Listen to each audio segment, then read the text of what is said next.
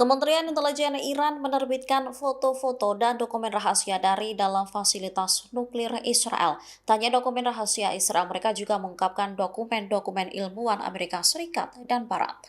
Foto rahasia fasilitas nuklir di Israel itu diterbitkan Kementerian Intelijen Iran pada Rabu 24 September 2025. Menurut media Iran, dokumen-dokumen tersebut diperoleh melalui operasi keamanan kompleks yang dilakukan beberapa bulan lalu. Temuan ini menandai pencapaian keamanan terbesar negara itu melawan pendudukan Israel. Sementara Menteri Intelijen Iran, Ismail Khatib, membuka suara mengenai penerbitan dokumen rahasia Israel ini. Khatib menyebut pihaknya bekerja sama dengan organisasi nuklir dan badan-badan Israel lainnya untuk mengakses dan mentransfer dokumen-dokumen rahasia Zionis ke Teheran. Menteri Keamanan Nasional Iran juga menyarankan Perdana Menteri Israel Benjamin Netanyahu untuk berhati-hati. Netanyahu diminta memperhatikan kondisi kehidupan karyawannya yang bekerja sama dengan Iran demi uang. Khatib lantas menjelaskan bahwa arsip-arsip yang dibawa ke Iran berisi jutaan halaman informasi beragam dan berharga terkait entitas Zionis, mulai dari proyek senjata masa lalu dan saat ini dari entitas pendudukan. Kemudian program untuk mengembangkan dan memproses ulang senjata nuklir lama. Selain itu, proyek bersama dengan Amerika Serikat dan beberapa negara Eropa, dan informasi lengkap tentang struktur administratif dan individu yang terlibat dalam program senjata nuklir.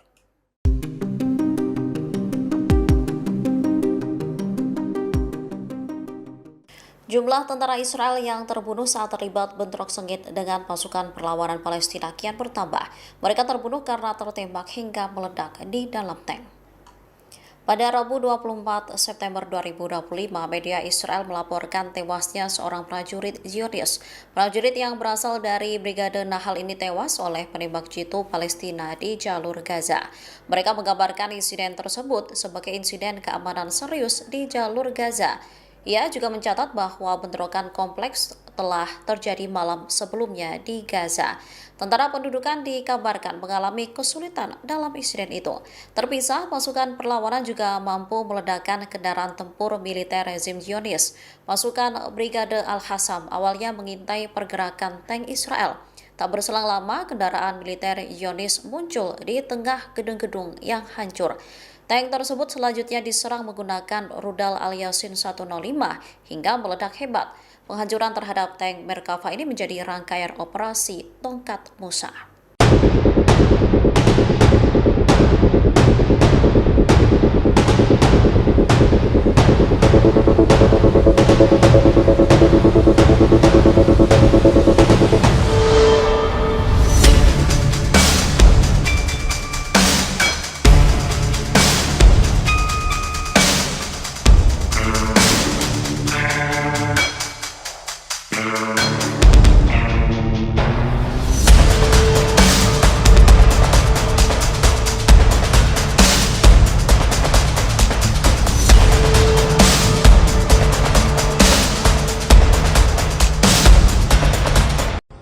Why?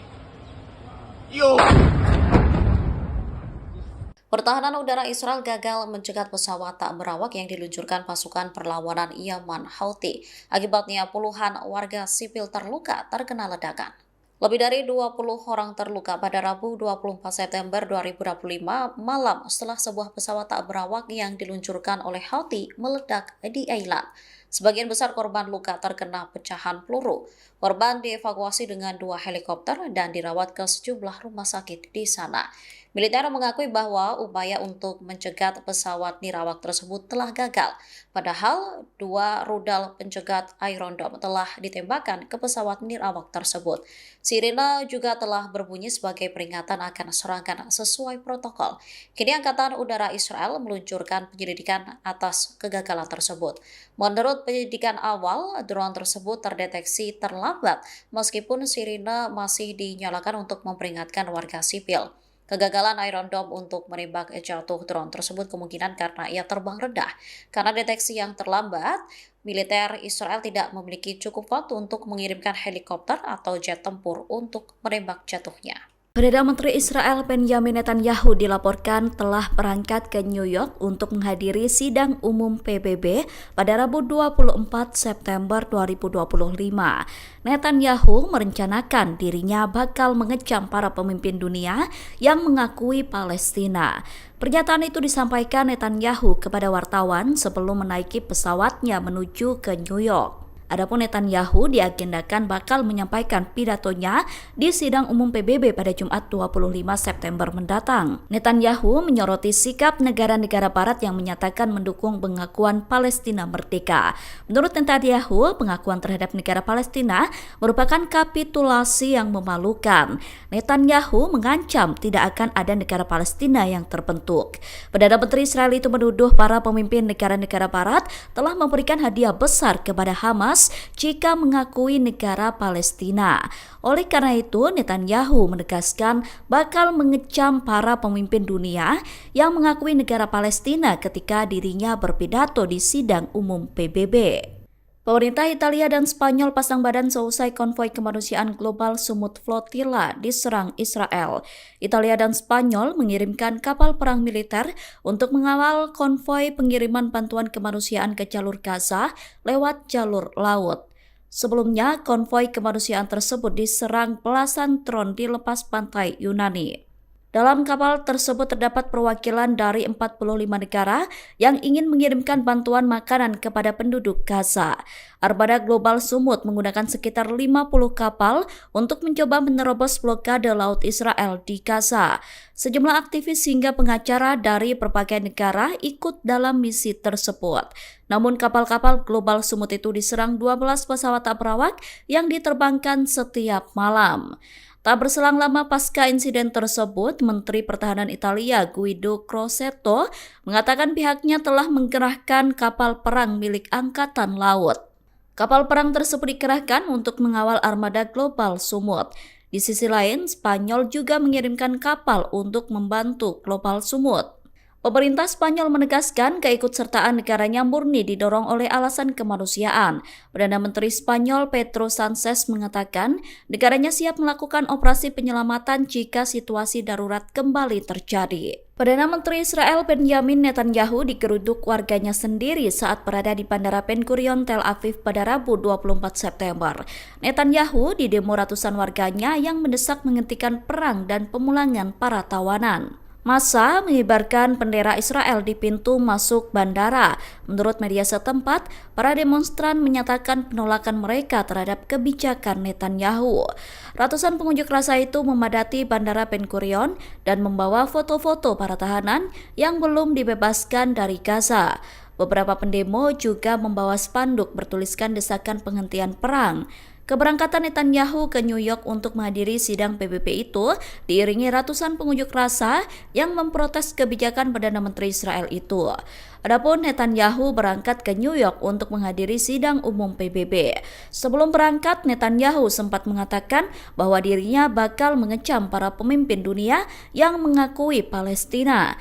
Kecaman itu akan disampaikan Netanyahu dalam pidatonya di sidang umum PBB yang bakal dijadwalkan pada Jumat 26 September. Menurut Netanyahu, kemerdekaan Palestina tidak akan terjadi. Kelompok Houthi Yaman kembali membombardir wilayah Israel pada Rabu 24 September 2025. Sebuah drone Houthi berhasil membobol sistem pertahanan canggih Israel dan menghantam sebuah hotel di wilayah Eilat, pesisir Laut Merah. Serangan itu melukai sedikitnya 22 orang, termasuk 2 korban dalam kondisi serius. Juru bicara Houthi Yahya Saree mengonfirmasi serangan tersebut. Saree mengatakan serangan tersebut memang menargetkan Eilat serta Beersheba. Menurutnya serangan itu berhasil mengenai sasaran. Serangan tersebut bukan pertama kalinya terjadi. Eilat sendiri kerap dijadikan sasaran oleh drone Houthi. Termasuk pekan lalu kejadian serupa juga terjadi, namun saat itu berhasil dicegat oleh Israel. Namun dalam serangan Houthi kali ini, drone berhasil menembus sistem pertahanan Israel. Otoritas medis Israel Magen David Adom mengatakan 2 korban mengalami luka parah akibat pecahan peluru pesawat tak berawak. Polisi setempat sempat menurunkan tim penjinak bom untuk memeriksa sisa drone di lokasi. Sementara Perdana Menteri Israel Benjamin Netanyahu menegaskan pihaknya bakal membalas segala serangan yang dilayangkan Houthi. Netanyahu mengancam balasan itu akan menjadi pukulan menyakitkan bagi rezim Houthi.